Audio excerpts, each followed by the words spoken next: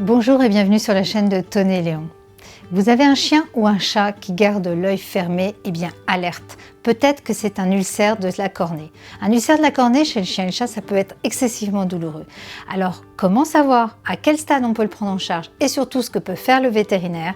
Je vous propose d'aller en parler avec le docteur Olivier Rochenaud, vétérinaire à Paris à la clinique West My Vet.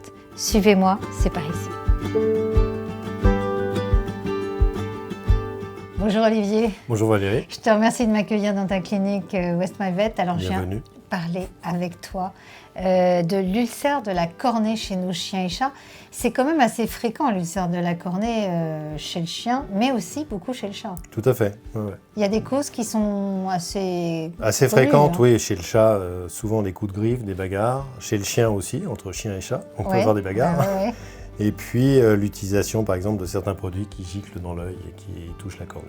D'accord, tu Donc, penses à des shampoings parfois? Les shampoings, exactement, shampoings mal employés ou dans le cours du shampoing. Ouais.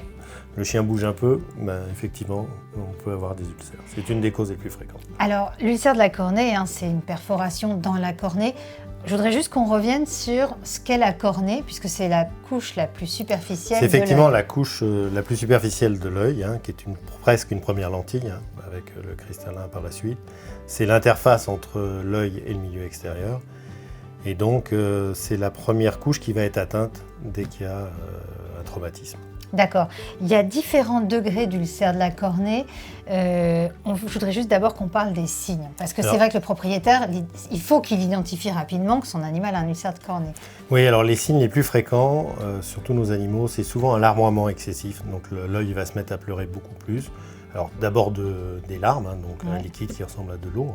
Et ensuite, on peut même avoir du pus quand ça se complique. Et l'autre signe très fréquent, c'est une fermeture exagérée des paupières, donc, qui traduit une douleur. L'animal a mal, il ferme son œil.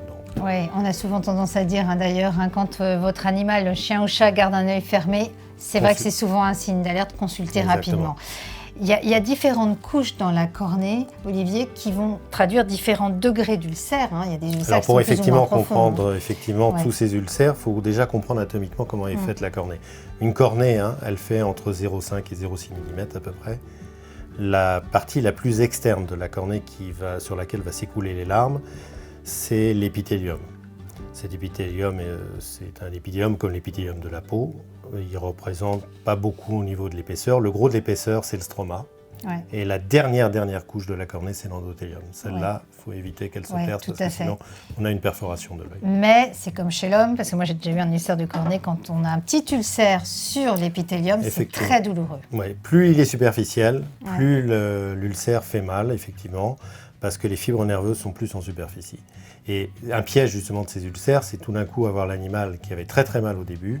Il a beaucoup moins mal, mais ça ne veut pas dire forcément que l'ulcère est guéri. Au contraire, ça peut traduire effectivement. Très profond, Et en la dernière couche, une fois encore, alors cet ulcère profond ou moyen profond, très souvent il s'accompagne aussi d'un œdème de la cornée, c'est-à-dire que la cornée n'est plus transparente et on a une espèce de voile blanc autour.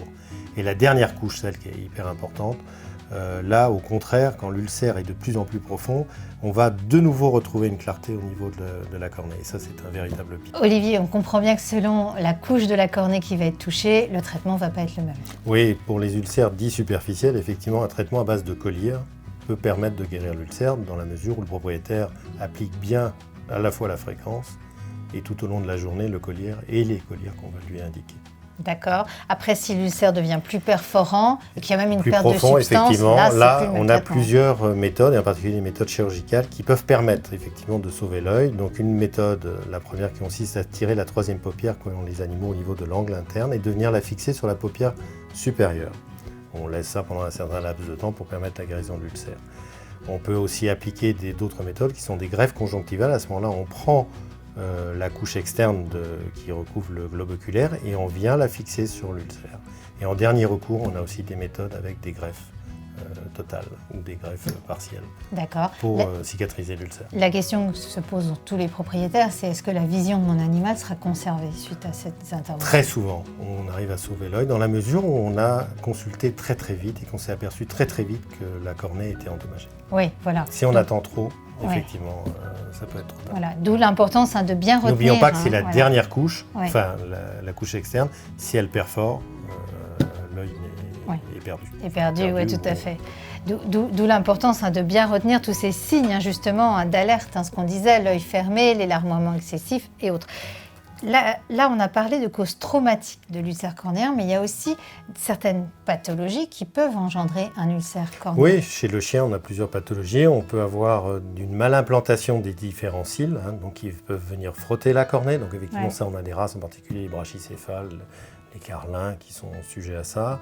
On peut avoir aussi des insuffisances lacrymales qui peuvent provenir de maladies virales ayant touché un bébé chien, en particulier la maladie de Carré, des choses comme ça. On peut avoir la vieillesse, comme chez nous. En vieillissant, on a des larmes qui sont moins... Le support aqueux est moins important.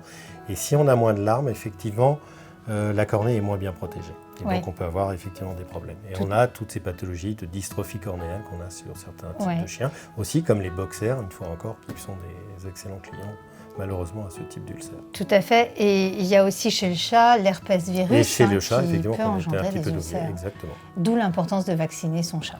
Voilà. Exactement. Donc on l'a bien vu, on l'a bien compris, ce sont des chirurgies qui sont plutôt des chirurgies faites de manière assez fréquente chez l'animal. Surtout quand il y a échec du traitement médical. Voilà. Ou que, effectivement, comme on a expliqué tout à l'heure, l'ulcère est vraiment trop profond pour espérer que le traitement médical puisse guérir l'ulcère.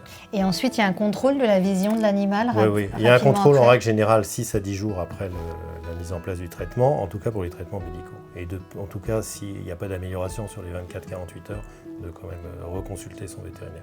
Je te remercie Olivier pour tes conseils précieux. En tout cas, j'espère que vous aurez apprécié cet épisode sur l'ulcère de cornée de votre animal. Vous l'aurez compris, il faut détecter rapidement en fait un signe d'ulcère cornéen chez votre chien ou votre chat. Surtout qu'un ulcère superficiel peut être très douloureux pour votre animal. Donc s'il a un épiet au niveau de l'œil, s'il a un poil qui revient courbé au niveau de la cornée, ou alors qu'il a d'autres signes de douleur, qu'il garde l'œil fermé assez longtemps, et bien surtout consultez rapidement votre vétérinaire pour mettre en place un traitement le plus rapidement possible parce que la vision peut être conservée et surtout il faut soulager votre animal. Voilà, suivez-nous sur notre chaîne de Tony et Léon, abonnez-vous, likez, partagez et à très vite pour un prochain épisode. Merci Olivier. Au revoir, à bientôt.